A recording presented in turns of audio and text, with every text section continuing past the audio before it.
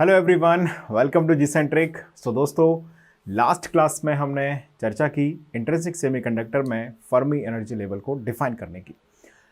आज का हमारा डिस्कशन है मास एक्शन लॉ। उससे पहले एक क्वेश्चन मैंने होमवर्क में आपको दिया था और मुझे उम्मीद से ज़्यादा ये चीज़ मैं समझता हूँ कि आप सभी लोगों ने इस क्वेश्चन को आंसर कर लिया होगा और आप अब वेट कर रहे होंगे कि सर इसका क्या आंसर बताने वाले हैं। ठीक है, उससे पहले मैं इस क्वेश्चन को सॉल्व भी कर दूंगा। Don't worry, I will solve this question for you, but I am just expecting that you all have done this question before me. मेरे सॉल्व करने से पहले आप सभी ने इस क्वेश्चन को सॉल्व कर लिया होगा। ठीक है, ये मेरी उम्मीद है आप लोगों से। अब पता नहीं आप लोग इसको सॉल्व किया है, आपने नहीं किया है तो आपको अवश्य करना चाहिए, और कर लिया है तो आप अपना आंसर मैच कर लीजिएगा। चलिए, सिंपल सा क्वेश्चन है। In pure semiconductor m star h is equal to 10 me star. Okay, find location of Fermi level with respect to centre of band gap. आपसे पूछा गया है कि बैंड गैप के सेंटर के रिस्पेक्ट में फर्मी लेवल किधर चला गया। गाइज, लास्ट क्लास में हमने डिस्कशन किया था फर्मी लेवल का। तो फर्मी लेवल में मैंने बताया आपको कि जब Nc is equal to Nv होता है, प्योर सेमीकंडक्टर मतलब इंट्रिंसिक सेमीकंडक्टर को ही मानते हैं। ठीक है, तो Nc is equal to Nv होता है तो फर्मी लेवल होता है एट सेंटर। क्या हम डिस्कस कर चुके हैं इसको, यस और नो? मैंने बोला था ई फर्मी इज इक्वल टू आता है Ec plus Ev divided by 2। ये कब आता है दोस्तों? जब हम ये मान के चलते हैं कि density of states in conduction band is equal to density of states in effective density basically in valence band. जब ये दोनों बराबर होते हैं तो उस कंडीशन में फर्मी लेवल सेंटर पर होता है कंडक्शन बैंड और बैलेंस बैंड के। लेकिन जब आपको Nc is not equal to Nb दिया जाए, यानी कि कुछ ऐसी स्थिति हो, तो उस कंडीशन में हम इस फार्मूले को यूज करते हैं। This is formula that we use. Okay, understood है गाइस सभी को? तो ये फॉर्मूला आपको याद है तो अच्छा है, नहीं याद है तो मैंने आपको ऑलरेडी सजेस्ट किया हुआ है कि आपको घबराने की जरूरत नहीं है, आप इसे डायरेक्ट भी यहाँ से सॉल्व करके निकाल सकते हैं। आप जानते हैं प्योर सेमीकंडक्टर में क्या होता है, N0 इक्वल टू P0 होता है। कैसे आपको शुरू करना है वो मैं बता रहा हूँ। ठीक है, ये लिखा, फिर आपने लिखा Nc exponential of EF minus EC divided by KT equal to NV times of exponential EV minus EF divided by KT। इसको रीअरेंज करेंगे तो हमारे पास, अब मैं डायरेक्ट लिख रहा हूँ, ठीक है, लेकिन आपको नहीं याद है तो घबराएंगे नहीं, आपको बस ये पता होना चाहिए। मैंने आपको बोला भी था लास्ट क्लास में, कोई याद करना इसको जरूरी नहीं है, इस वाले को ये तो याद होना ही चाहिए। अगर ये याद है तो कैलकुलेशन आप करते जाइएगा, आंसर आ जाएगा। ठीक है ना, minus KT by 2 log to the base E Nc upon Nv, इतना लिखा।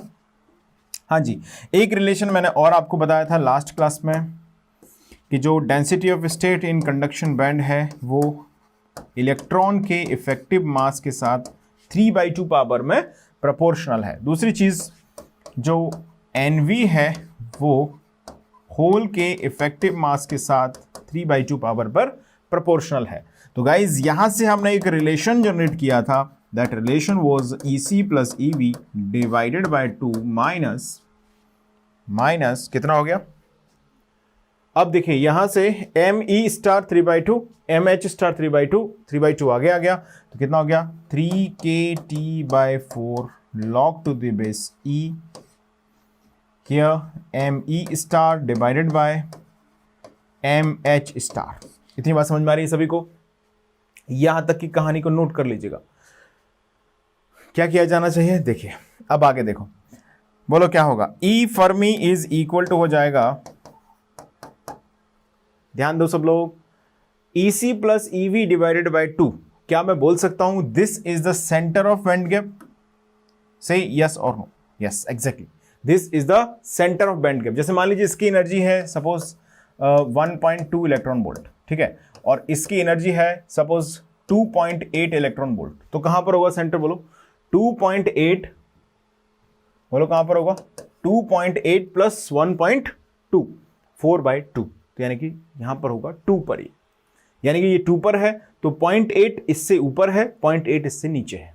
समझ गए? तो ये कहां पर है? 2 इलेक्ट्रॉन वोल्ट पर होगा, जो कि 1.2 से 0.8 आगे है और 2.8 से 0.8 पीछे है। तो क्या हम ऐसा बोल सकते हैं कि जो EC प्लस EB/2 है वो है सेंटर ऑफ बैंड गैप, क्योंकि इसमें आपको बताना है कि ये सेंटर ऑफ बैंड गैप से फर्मी लेवल कितना डेविएट हुआ है। सेंटर ऑफ बैंड गैप, ठीक है, -3/4 टाइम्स KT। अच्छा KT क्या होता है बोलो जरा, बोलो क्या होता है KT होता है T/11,600 इलेक्ट्रॉन वोल्ट। T कुछ भी मेंशन जब नहीं किया जाता है तो हम ये मान के चलते हैं रूम टेम्परेचर की बात हो रही है, यानी कि हम ये मान के चलते हैं कि यहां पर बात हो रही है किसकी, 300 की।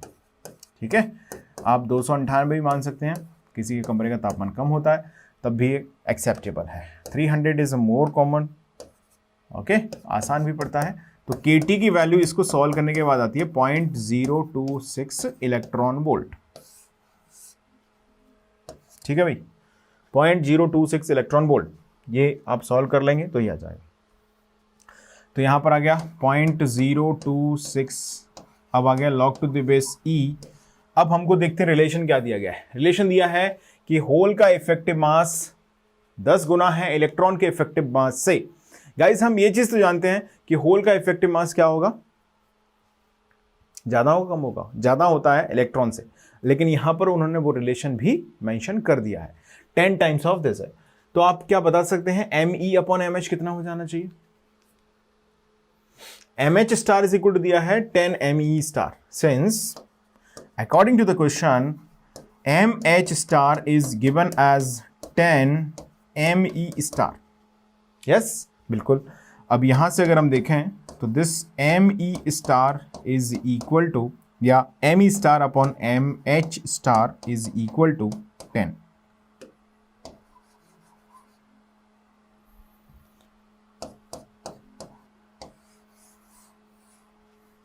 ठीक है, इतनी बात समझ में आ गई। तो ये यहां पर हम इसकी वैल्यू को पुट कर सकते हैं। ठीक है, पुट कर दें, ME स्टार अपॉन MH कितना हो गया, 10 हो गया।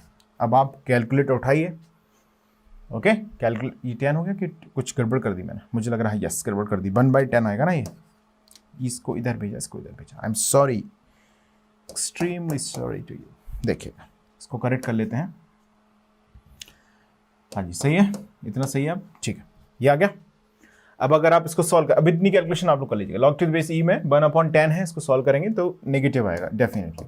सो E फर्मी, यहां पर एक और नेगेटिव है, ये नेगेटिव खत्म हो जाएंगे, तो बचेगा E Fermi equal to centre of band gap plus, अब प्लस हो जाएगा, समझ पा रहे हो क्यों, यहां पर माइनस है, ये log 1/10 भी माइनस हो जाएगा, माइनस माइनस प्लस हो जाएंगे। तो ये आता है दोस्तों 0, मैं कॉपी से लिख दे रहा हूं, ठीक है, 4466 इलेक्ट्रॉन वोल्ट। तो जो फर्मी लेवल है वो सेंटर ऑफ बैंड गैप से इतना डेविएटेड है, कितना, 0.04466 electron volt. Centre of band gap से ये ऊपर है कि नीचे, ऊपर है। Centre of band gap plus इतना है, अंडरस्टूड है। मान लीजिए सेंटर ऑफ बैंड गैप है 2 इलेक्ट्रॉन वोल्ट पर, तो फर्मी एनर्जी होगा 2.04466 इलेक्ट्रॉन वोल्ट लेवल पर। बात समझ में आ गई सभी को, जल्दी से नोट कर लें इस क्वेश्चन को। सिंपल क्वेश्चन था, फॉर्मूला और कॉन्सेप्ट को डायरेक्ट हमें अप्लाई करना था। चलिए शुरुआत करते हैं आज के टॉपिक की, जिसका नाम है मास action law. Let's make the heading guys, mass action law. Mass action law, देखिए मैं इसको अभी आपको इंट्रिंसिक की बात पढ़ा रहा हूं, बट आप ये समझिएगा this law is applicable for intrinsic as well as for the extrinsic semiconductors. Mass action law ने क्या बताया कि किसी भी सेमीकंडक्टर मटेरियल के अंदर, हालांकि इसका लिमिटेशन भी है, एक्सेप्शन भी है, उसकी भी हम बात कर लेंगे ब्रीफ में, बट अब समझिएगा स्टेटमेंट, किसी भी सेमीकंडक्टर के अंदर एट थर्मल इक्विलिब्रियम मतलब we are not changing the temperature regularly, okay, we have made a fixed and constant temperature, a fixed and desired value of the temperature। किसी भी सेमीकंडक्टर मटेरियल के अंदर at thermal equilibrium product of concentration of free electron and concentration of hole is equal to constant. बात समझ में आ गई? ये है मास एक्शन लॉ। बेसिकली क्या बोला गया, इन एनी सेमीकंडक्टर एट, क्या लिखेंगे, at thermal equilibrium, thermal equilibrium product of लिखो इसको, मैं बोलूंगा सिर्फ, है ना, product of concentration of free electron and concentration of holes is constant. क्या मैं ऐसा बोलूं कि कॉन्सेंट्रेशन ऑफ फ्री इलेक्ट्रॉन, इसको फॉर्मूले में लिखें तो कैसे लिखेंगे, कॉन्सेंट्रेशन ऑफ फ्री इलेक्ट्रॉन, अच्छा कॉन्सेंट्रेशन ऑफ फ्री इलेक्ट्रॉन को हम क्या बोलते हैं बताओ, याद करो, एन नॉट बोलते हैं, बिल्कुल, इनटू कॉन्सेंट्रेशन ऑफ होल्स। अब याद आ रहा है आपको, होल्स को हम क्या बोलते हैं, पी नॉट बोलते हैं। अब आप एक चीज़ बहुत अच्छी तरीके से जानते हैं, फ्री इलेक्ट्रॉन कहाँ पर होंगे, कंडक्शन बैंड में होंगे, और होल्स कहाँ पर होंगे, बैलेंस बैंड में होंगे। इसका वैल्यू जो होता है वो कांस्टेंट होता है। ये मास एक्शन लॉ में बोला गया, समझ गए आप? यानी कि हम ऐसा बोल सकते हैं कि मान लीजिए अगर आपने इलेक्ट्रॉन्स का कॉन्सेंट्रेशन बढ़ाया तो होल्स का कॉन्सेंट्रेशन कुछ कम हो जाना चाहिए, जिससे कि ये प्रोडक्ट मेंटेन्ड रहे। बहुत हैवीली डोप्ड सेमीकंडक्टर जो होते हैं, जिनको हम बोलते हैं डीजेनरेटिव सेमीकंडक्टर, आगे चल के बात करेंगे, थोड़ा सा अभी जान लो हल्का फुल्का, है ना, ऐसे ही दिमाग में रहेगा, है ना। तो डीजेनरेटिव सेमीकंडक्टर्स जो होते हैं, जिनको बोलते हैं हैवीली डोप्ड, आसान भाषा में समझें तो बहुत हैवी डोपिंग जिनमें की जाती है, वहां पर ये लॉ फेल हो जाता है, ठीक है। बाकी सामान्यतः अगर हम देखें तो इंट्रिंसिक सेमीकंडक्टर में ये लॉ एप्लीकेबल है, एक्सट्रिंसिक सेमीकंडक्टर यानी कि एन टाइप, पी टाइप, इन सभी में ये एप्लीकेबल है। क्लियर है सभी को? चलिए, अब यहां पर इस कांस्टेंट को हमने एक नाम दिया, इससे बोला गया इंट्रिंसिक कॉन्सेंट्रेशन। ओके, ये जो कांस्टेंट है उसको क्या लिखा गया, इंट्रिंसिक कॉन्सेंट्रेशन। अब जैसे मैं अगर बात करूं, कॉन्सेंट्रेशन ऑफ इलेक्ट्रॉन्स क्या है, एन नॉट है, इनटू कॉन्सेंट्रेशन ऑफ होल क्या है, पी नॉट है। सो ये कांस्टेंट किसके बराबर है, एन आई स्क्वायर के बराबर है, ठीक है। ये कांस्टेंट का नाम क्या है, एन आई स्क्वायर। समझते हैं क्या है एन आई? एन आई है एक जनरल टर्म हमने यूज किया, एन आई, इसे बोला गया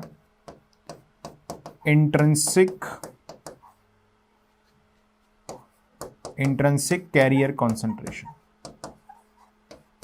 मतलब अगर आप चाहे आप प्योर सेमीकंडक्टर लें, ओके, जिसमें आप जानते हैं कि इलेक्ट्रॉन्स एंड होल्स का क्रिएशन सिर्फ बॉन्ड के टूटने की वजह से होता है, यानी कि जितने संख्या में इलेक्ट्रॉन्स होते हैं उतनी संख्या में होल्स भी होते हैं, फ्री इलेक्ट्रॉन्स जितनी संख्या में होते हैं उतनी संख्या में होल्स भी होते हैं। ओके, तो अगर आप वैसा सेमीकंडक्टर कंसीडर करते हैं तो इन दोनों का जो प्रोडक्ट होगा वो Ni के स्क्वायर के बराबर होगा। Ni क्या है गाइस, इंट्रिंसिक कैरियर कॉन्सेंट्रेशन इसका नाम है। बात समझ में आ गई? याद रह जाएगा ये फॉर्मूला आपको। This law is applicable for any of the semiconductor material. अब जरा थोड़ा सा इसमें कैलकुलेशंस करते हैं, पहले इसको नोट कर लो, आप लोग लिख लिया है यहां तक। चलिए अब आगे बढ़ते हैं गाइज। मास एक्शन लॉ से हमने क्या कंक्लूड किया अभी, सिंस हमने कंक्लूड किया N naught into P naught is equal to N I square. तो क्या मैं ऐसा लिखूं कि N I square equal to N naught into P naught? Yes obviously. देखो एन नॉट को क्या लिख सकते हैं बताओ, क्या पढ़ चुके हैं फॉर्मूला? फॉर्मूला क्या था, formula E F minus E C divided by K T. मुझे लग रहा है मुझे याद है, आपको भी याद है, ये सभी को याद होना चाहिए भैया। जिसको याद नहीं है वो क्या करेगा, क्या ही कर सकता है, याद करना पड़ेगा उसको, ठीक है। सो दोस्तों फॉर्मूलेज आपको याद होना चाहिए। लड़ाई करने के लिए जाते हैं जो वॉरियर्स होते हैं युद्ध के, उनको मान लीजिए बहुत अच्छी ट्रेनिंग दी जाए, ठीक है, और लड़ाई पे भेज दिया जाए बिना हथियारों के, युद्ध तो वो करेंगे क्योंकि वो वॉरियर्स हैं, लेकिन जीतना मुश्किल हो जाएगा क्योंकि सामने वाले मान लीजिए थोड़ा योद्धा कच्चे भी हैं और हथियार उनके मौजूद हैं, तो ऑब्वियस है कि वो फाइट अच्छी कर पाएंगे। तो फॉर्मूलेज भी साइंस एंड टेक्नोलॉजी में, इंजीनियरिंग में हथियार होते हैं। तो अगर आप हथियार लेके नहीं जाएंगे और आप वॉरियर भी अच्छे, मान लीजिए आप conceptually you are very sound and आप डिराइव करना भी जानते हैं चीज़ों को, बट आपको अगर फॉर्मूले याद नहीं है तो हर फॉर्मूले को डिराइव करने बैठ जाओगे। 65 क्वेश्चन है गेट के, आपको ऐसे लगेंगे कि आपसे 130 क्वेश्चन पूछ ली है, ठीक है ना। आपके लिए हर क्वेश्चन का 2 गुना टाइम हो जाएगा। तो आपके लिए इफेक्टिव क्वेश्चन कितने हो गए, 130 हो गए 3 आवर्स में। बाकियों के लिए कितने थे, 65 थे। तो मुश्किल हो जाएगा आपके लिए अटैम्प्ट करना। तो ज़रूरत है जहाँ पर याद करना पड़े वहाँ पर आप याद रख लें। ओके, ni² इक्वल टू क्या हो जाएगा, बोलो, NCNV एक्सपोनेंशियल ऑफ ये पावर एक्सपोनेंशियल का पावर क्या किया जाए, बोलो। जोड़ेंगे तो क्या होगा, मुझे लग रहा है EF एक दूसरे को मार डालेंगे। यस और no, yes, positive EF minus EF, yes, खत्म हो गया खेल इनका। क्या बचा, कुछ गड़बड़ कर दी क्या मैंने, कुछ गड़बड़ लिख दी है कि यहाँ पर देखो क्या लिखा हमने, NC exponential EF minus EC by KT, EV minus, सही लिखा है, बिल्कुल ही सही लिखा हुआ है। EF कैंसिल हो रहे हैं कि नहीं हो रहे हैं, मुझे देखना हो रहा है। माइनस मैं यहाँ पे लिख दूं, क्या मैं ऐसे लिख दूं, जरा देखो भाई, मैं लिख रहा हूँ, आप लोगों की जिम्मेदारी है कि आप इसको चेक करें। एक्सपोनेंशियल पे एक्सपोनेंशियल चढ़ा मारा, माय गॉड, ये क्या हुआ। चलिए, सही लिखा है, बिल्कुल सही लिखा है यहाँ तक। हाँ जी, अब जरा याद करते हैं,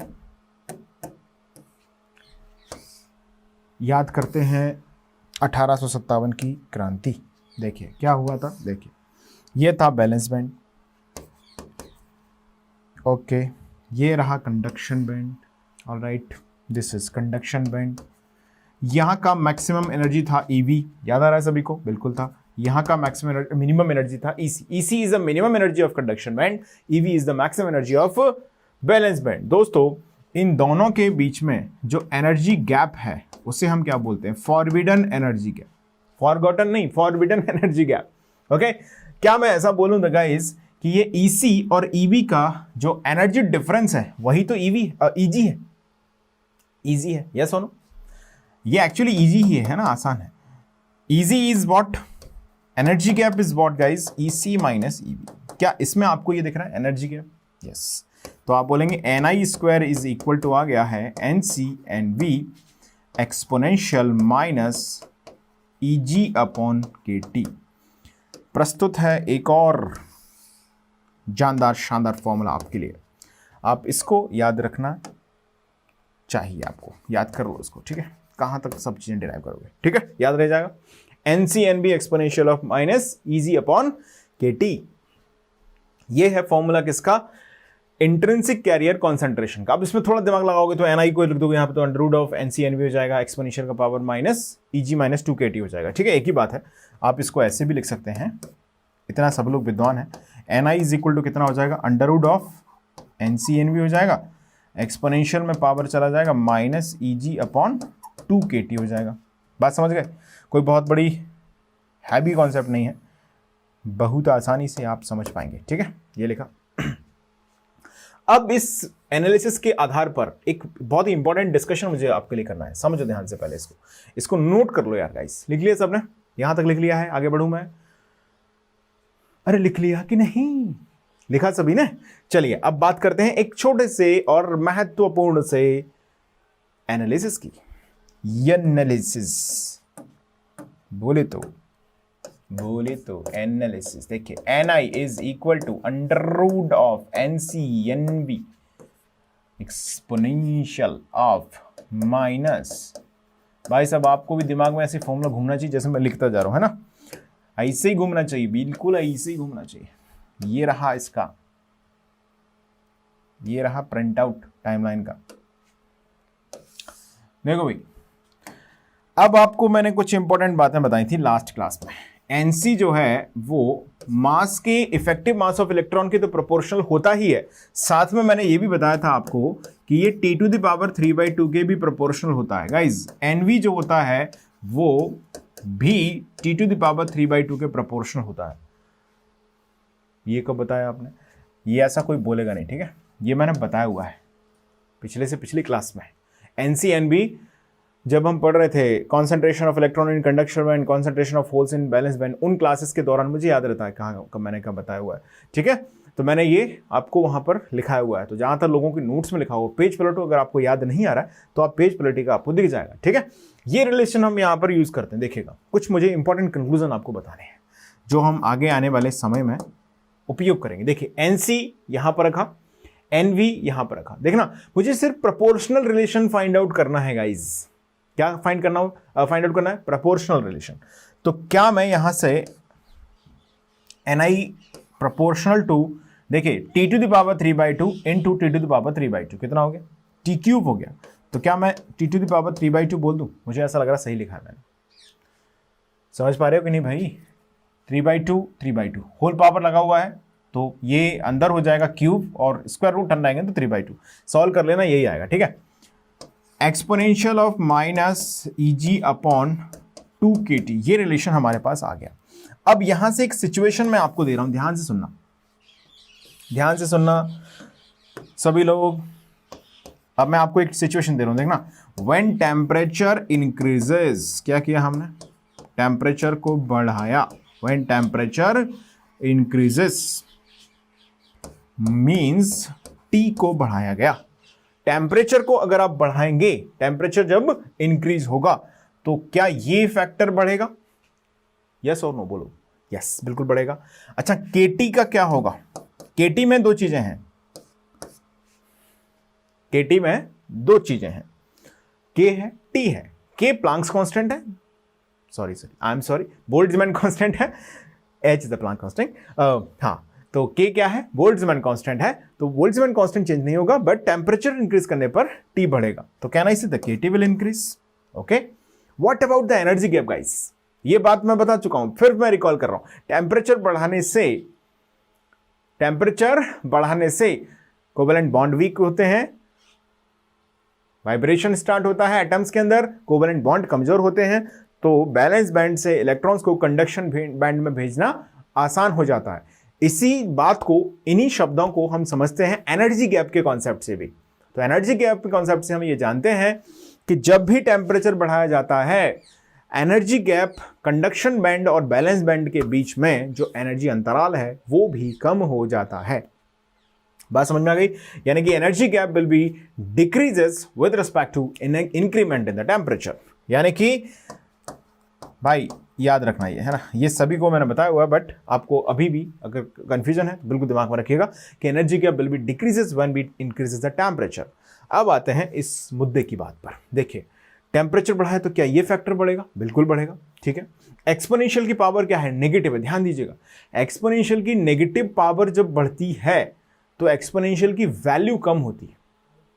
कॉमन सेंस है, समझ पा रहे हो? e⁻⁻1 और e⁻⁻2 किसकी वैल्यू ज्यादा होगी? e⁻⁻1 की। ये बात आपको अच्छी तरीके से मालूम होनी चाहिए। देखिएगा, e⁻⁻1 मैंने लिखा, e⁻⁻2 लिखा मैंने। ठीक है, तो इसकी वैल्यू आ जाएगी 1/2.72 और इसकी वैल्यू आ जाएगी 1/2.72, सॉरी, हाँ जी, 2.72 स्क्वायर। कौन सी ज्यादा है? ये ज्यादा है ऑब्वियसली। ठीक है, तो नेगेटिव पावर अगर किसी एक्सपोनेंशियल की ज्यादा होती है, इसका मतलब है कि उसकी वैल्यू कम होती है। तो गाइज यहां पर क्या वही सिचुएशन है? बिल्कुल। देखिए, एनर्जी गैप कम है, सॉरी, एनर्जी गैप कम हो गया, यानी कि ईजी कम हो गया। यस, ओके और नॉट?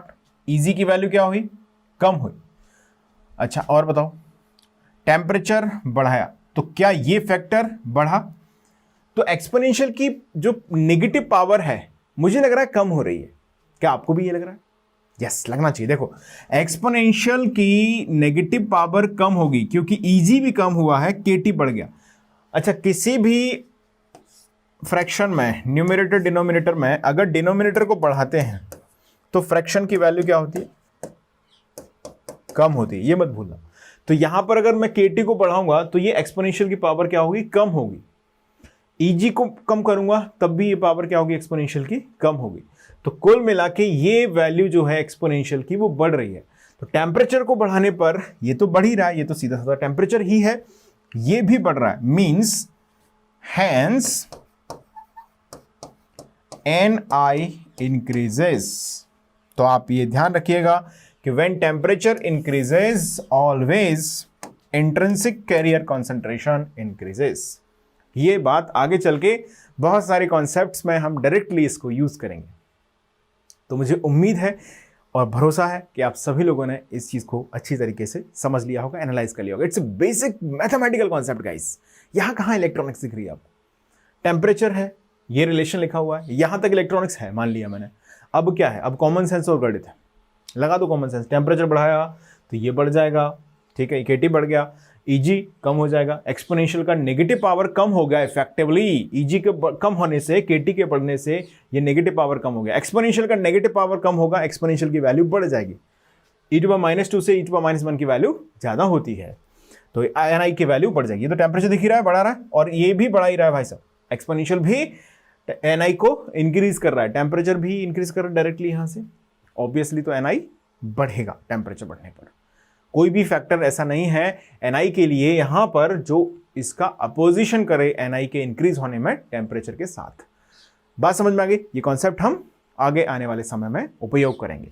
चलिए, तो यहां पर एक छोटा सा क्वेश्चन है, उसको मैं आपको सॉल्व करा देता हूं, लिखिएगा। This is question number 4। Question number है 4। क्वेश्चन पढ़ो पहले, सबसे पहले read the question immediately. Let's read the question first. हाँ जी, क्या बोला है?